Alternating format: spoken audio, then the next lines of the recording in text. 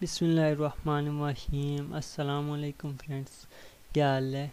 आज की इस वीडियो में हम देखेंगे कि एमएस वर्ड की अगली क्लास में हमने क्या करना है। सबसे पहले जाके एमएस वर्ड 2010 ओपन कर लेना है। वर्ड 2010 ये हमने ओपन कर लिया। अब हम जाके चेक करते हैं, हमारा इंट्रोडक्शन वगैरह तो हो गया था। सबसे पहले हम टाइटल बार में जाके टाइटल बार में चेक करते हैं कि अपने डॉक्यूमेंट्स का नाम कैसे चेंज होगा। इधर आके टाइटल बार में हम अभी डॉक्यूमेंट क्रिएट किया है, इसको सेव नहीं किया, तो हमने क्या करना है, सबसे पहले अपने डॉक्यूमेंट को सेव कर लेना है। सेव कैसे करना है, एक तो इसका तरीका ये है कि क्विक एक्सेस टूल बार में ये ऑप्शन आ रहा है, ये सेव का ऑप्शन है। इस पर क्लिक करेंगे तो हमारे पास सेव का ऑप्शन हो जाएगा। ठीक है, इसको वो कह रहा है कौन से नाम से सेव करना है। हम अपनी लोकेशन पे जहाँ हम कर रहे होंगे उधर बना ले, या अपनी डिज़ायर लोकेशन जहाँ हम चाहते हैं वहाँ हम इसका फ़ोल्डर बना के उसमें सेव कर सकते हैं। हम करते हैं डेस्कटॉप के ही अंदर करते हैं, ताकि नेक्स्ट टाइम हमें जब ज़रूरत पड़े तो हम उसको डेस्कटॉप में अंदर जाके हम क्या लेते हैं, लेक्चर 1। ठीक है, कोई भी नाम दे सकते हैं, इधर कोई इसका इशू नहीं है।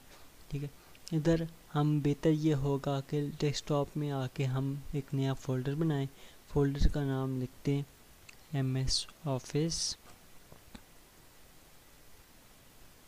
कोर्स। ये हमने नाम दिया, नाम दे के फ़ोल्डर ओपन किया और इस फ़ोल्डर के अंदर अब हमने इस फाइल को सेव करना है। इस फाइल को सेव करना, ये देखिए हमारे पास टाइटल बार में इसका नाम भी चेंज हो गया है, लेक्चर 1। एक तो तरीका ये हो गया सेव करने का। दूसरा तरीका हमारे पास फाइल के अंदर जाके, फाइल के अंदर ये ऑप्शन है हमारे पास सेव का। सेव का जो ऑप्शन है ये दूसरा तरीका हो गया। और तीसरा तरीका क्या है हमारे पास control CTRL control plus S, ये ऑप्शन होता है शॉर्ट की का। ठीक है, ये शॉर्टकट की होती है हमारे पास, जिसको हम प्रेस करके हम इसको कर सकते हैं सेव अपने डॉक्यूमेंट्स को बिल्कुल इसी तरीके से। ये तीन तरीके हैं हमारे पास जिससे हम अपने डॉक्यूमेंट को सेव कर सकते हैं इजीली। जैसे ही हम इसको सेव करेंगे, कंट्रोल S क्लिक करेंगे। मैं ज़्यादा शॉर्टकट कीज़ ही इस्तेमाल करूँगा।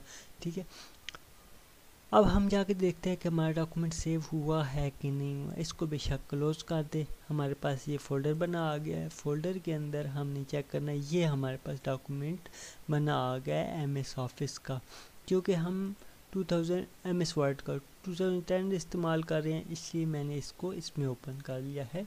ये चीज़ आ गई, ये हमारे पास सेव हो गया डॉक्यूमेंट।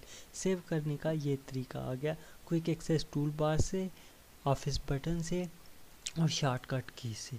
ये होता है हमारे पास तरीका जिसमें हम चेक करते हैं कि एमएस वर्ड के डॉक्यूमेंट को, ये एमएस वर्ड में भी होता है, एक्सेल में भी यही तरीका होता है, स्प्रेडशीट में भी यही तरीका होता है, ऑफिस की इवन जो भी प्रोडक्ट्स वगैरह हैं उनमें यही सारे तरीके होते हैं जिससे हम अपने डॉक्यूमेंट को इजीली सेव कर सकते हैं।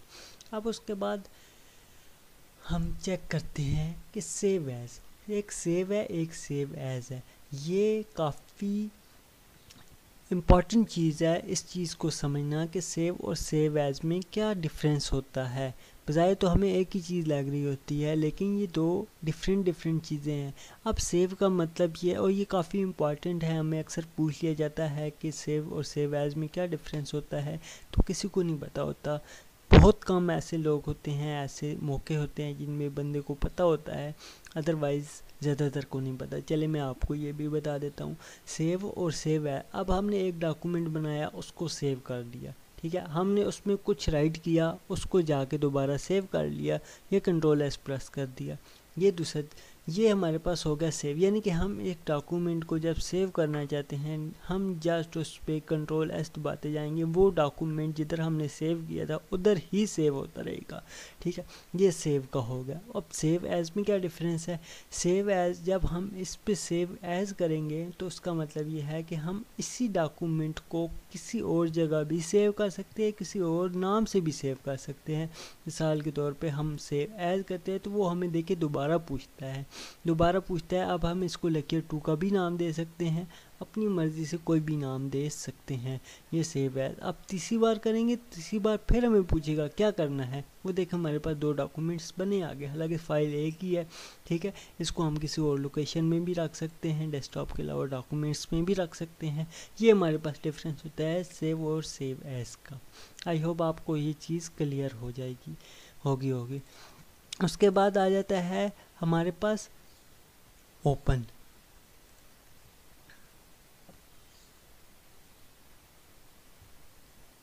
सॉरी, उसके बाद आ जाता है हमारे पास, अच्छा ये चीज़ में फाइल में जाके ओपन हमारे पास का क्या मतलब है कि हम किसी भी अपनी फ़ाइल को जो ऑलरेडी मौजूद है हमारे पास उसको ओपन करना चाहते हैं तो उसको हम ओपन कर सकते हैं। मिसाल के तौर पर यही फ़ाइल है हमारे पास ऑलरेडी पहले से बनी हुई है, हम इसको ओपन करना चाहते हैं, ये हमारे पास ओपन हो गई है। ठीक है, ये हमारे पास एक फ़ाइल थी जो ऑलरेडी मौजूद थी। ठीक है, उसको हमने ओपन किया तो वो ओपन हो गई। ओपन, अब इसके लिए शॉर्टकट की क्या है हमारे पास, ये इसको मैं रिमूव कर देता हूँ जी। इसकी शॉर्टकट की क्या है हमारे पास, CTRL+O। ठीक है, ये हमारे पास इसकी शॉर्टकट की है, जिससे हम कंट्रोल और O को इकट्ठा प्रेस करना होगा, जिससे हमें ये अपनी चीज़ जो है फाइल है ओपन करनी इजी हो जाएगी। ठीक है, ये हमारे पास साथ साथ हम इसको सेव भी कर रहे हैं, मैं कंट्रोल एस से कर रहा हूँ, आप अपनी मर्ज़ी से तीनों तरीक़ों से कर सकते हैं, कोई मसला नहीं है, एक ही बात है, एक ही चीज़ के 3 नाम हैं। ठीक हो गया। अब फाइल ओपन करनी है तो कंट्रोल O करेंगे। ठीक है, O का मतलब है ओपन, ये देखिए हमारे पास आ गई है इसी तरह। अब इसके बाद हमारे पास क्या ऑप्शन आ जाता है, क्लोज़ का। हमने अपने डॉक्यूमेंट को क्लोज़ करना है तो उसके बाद ये हमारा डॉक्यूमेंट क्लोज़ हो गया, यानी कि हमारे पास जो डॉक्यूमेंट ओपन था MS वर्ड नहीं हो क्लोज़ हुआ, इसका मतलब यह है कि जो सिर्फ डॉक्यूमेंट ओपन था वो क्लोज़ हुआ है।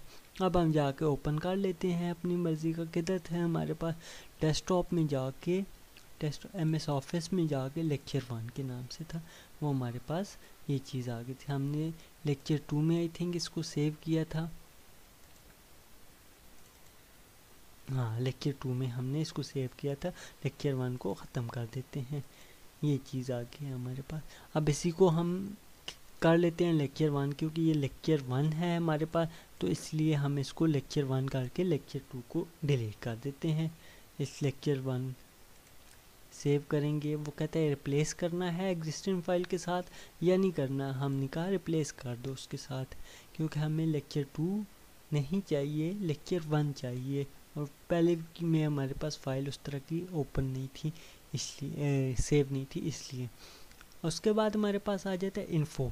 इस इन्फो का मतलब ये है कि हमें पास जो हमने डॉक्यूमेंट बनाया था लेक्चर 1 का उसके बारे में मुकम्मल तौर पे इंफॉर्मेशन दे रहा है कि प्रोडक्ट एक्टिवेशन रिक्वायर, ये एक्टिव है प्रोडक्ट या नहीं प्रोडक्ट, उसके हवाले से ये प्रॉपर्टीज़ ये आगे हमें दे रहा है पूरी मुकम्मल इंफॉर्मेशन कि उसका साइज़ क्या है, पेजेस क्या हैं, कितने पेजेस हैं, कितने वर्ड लिखे हुए हैं, टोटल एडिटिंग टाइम कितना है, ये सारी डिटेल लिखी हुई है। इसको हमें इतनी ज़रूरत नहीं पड़ती, ठीक है ना, इसमें इतनी डिटेल जाने में ज़रूरत नहीं पड़ती, क्योंकि ये हमें नीचे स्टेटस बार में भी आ रहा होता है कि हमारे पास कौन से पेज, कितने पेजेस हैं, हम कितने वर्ड लिखे हुए हैं, ये सारी चीज़ें स्टेटस बार में हमारे पास आ चुकी होती है। बाकी जिसको किसी को ज़रूरत पड़ती है ये मज़ीद भी जाके उसको चेक कर सकता है। ये इन्फॉर्मेशन हमारे डॉक्यूमेंट्स के हवाले से होती है।